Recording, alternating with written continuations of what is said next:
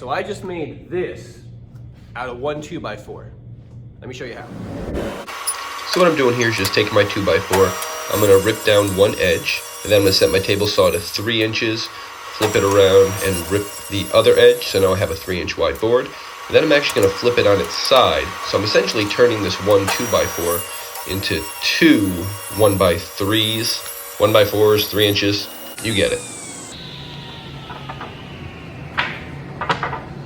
So I'm going to head over to the miter saw, and I'm basically going to split one of these boards into thirds, which is about 32 inches. If you go 32, 32, the last one's a little bit short, but you'll never notice for this project. Now, this is what most people think is the most complicated part of this project, cutting a diamond. But if you have a saw that goes to 50 degrees, it's really pretty easy. Let me show you how it's done. So I'm going to swing my saw all the way out to 50 degrees, and I'm just going to put a cut right on the end of the board here. I'm going to line that up right there.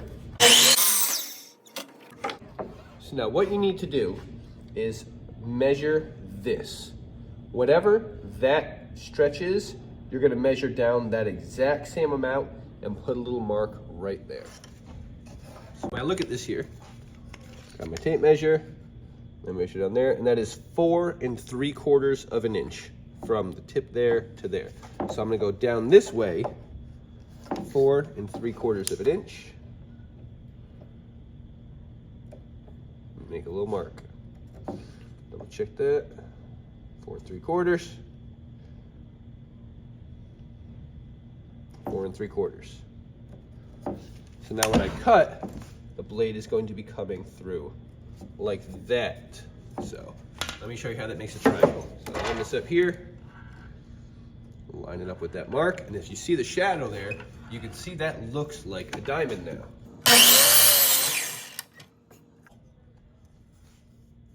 Boom. It's a diamond. Now, in order to make this repeatable, what I do is I put it right up against there. And if you can see that, I already have a pencil line right there. I just took a pencil because I know I'm making a bunch of these, and I just made a mark. So now, every one of these cuts, I'm just going to slide it down until I get to that mark. If you went with 3 inches in width, your number should match up just like I did. If you went with something different, just follow those steps and make sure you match the number to your diamond. All right, hopefully you're enjoying this build. You're excited about making this. Make sure you hit that like and subscribe. Let's get back to it. So all I'm doing here is taking that last piece and ripping it down the middle. Okay, so now for these wings, this is just what was left over from before. I'm actually going to put a 45-degree angle on the end of this. So I'm going to change that just a little bit. And what I'm doing this time is from here, I'm going down 4 inches and making a mark. So I go down from the end there, I go to 4 inches, right there, and I'll make a mark. And I'm gonna do the same thing. In fact, you can see, hopefully, that I've already done this before. This is the line I just had for my 50-degree cuts. Then you see this line, I even marked at 45. I just wrote it on there in pencil. So really, all I'm gonna do for these is slide down to there.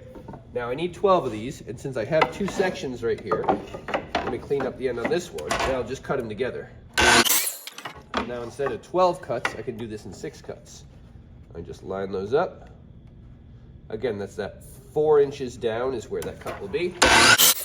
And this really is a fun little project, whether you're just looking for something to make for yourself or to sell and make some money. I love this one. 12 of those.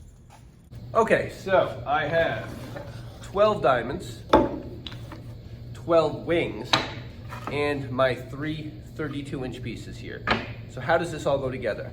So I'm gonna show you 2 different ways to do it. I'm gonna actually do it the easy way, and I'll kind of talk you through the way that's a little more difficult, but it will look nicer in the end. So the basic layout of these is pretty simple. You take your longboard, and you think about your diamond with your side right here. You want to attach it so the side is basically even with the end here. So that makes sense. Right there. And these are going to stick out slightly past, and that's perfectly fine. Now the big thing, even more important than that, is when you put the diamond on, you want your point to be right around the center here. You don't want it to be, off to the side like that or something. So you want it somewhere around there, all right? So The next thing that would go on would be your wings. These go together like this, and then right up against that diamond. So imagine the diamond's on there, then these would go like that right there. Now, one little tip, if you're really trying to make this look nice, put a drop of glue on there and just glue all these together and just set them off to the side for a few minutes while you're working. And what that will do is that'll reduce the chance of when you put these on, spacing happening like this. They'll be nice and securely together. So, for the sake of simplicity here, I am just going to attach these from the front. And what I mean by that, I'll put a little glue, I'm gonna put this here, and then I'm gonna nail it in. Now, if I was trying to make a really nice one here, and I didn't want those nail holes, what I would do is actually glue it, set these into place, let it sit for 10 or 15 minutes, then flip it over and pop the nails in from the back. I'm not worried about that right now, so I'm just trying to show you the basic concept here, but hopefully that makes some sense to you. So let me throw one of these together real quick. And again, I made sure the diamond was down the center, so with the wings, I also want to make sure that is right down the center too. So you can see, that's beautiful, but I do have nail holes. So if I was painting this, it wouldn't be that big of a deal. I could put a little filler in there or something. But again, I could have just glued it and then attached from the back. I'm just showing you the easy way to do this. So I'm gonna do this to all 6 ends here. So a little attention to detail goes a long way here. This is where a lot of my students will leave glue oozing out and make things more difficult. Also, if you take a minute to kind of sand the edges of these before you put them together, it can make it look a lot nicer.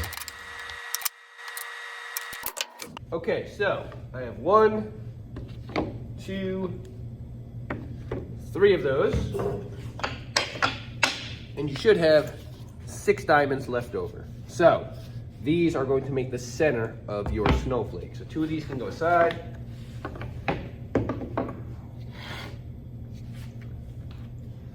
I'm going to find the middle here. So this is 18.5 for me, so that would be 9.25 right there. So that's my center point. That's where all of these are going to branch out from. So I'm going to start by just doing 1 straight up and 1 straight down. So I know some glue's going to go there, and there.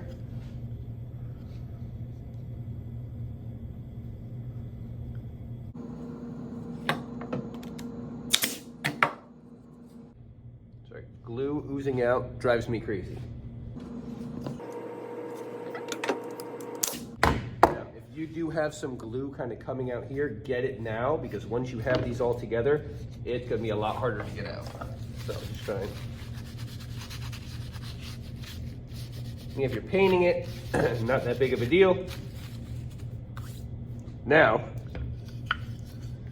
what I like to do with these is when I'm trying to figure out where this is gonna go, I make it so this end of the diamond right here is just inside of this line.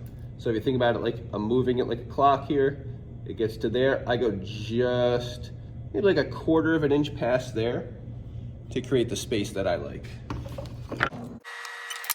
So then when I'm coming up from this one, I'll do the same thing, go about 1/4 of an inch up onto it. So this way.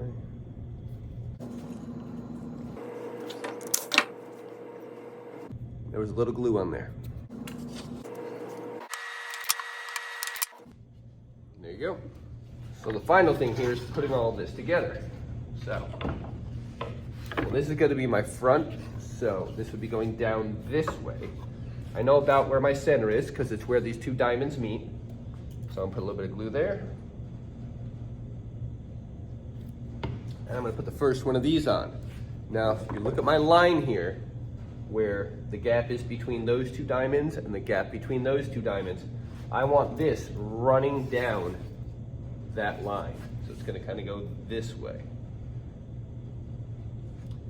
And I just like to kind of check my distance. So long way there, it's about 11. And there's the left, so I know I need to go more this way.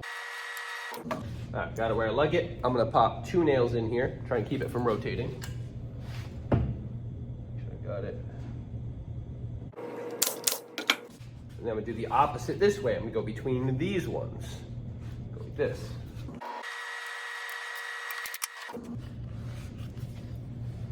It's a snowflake.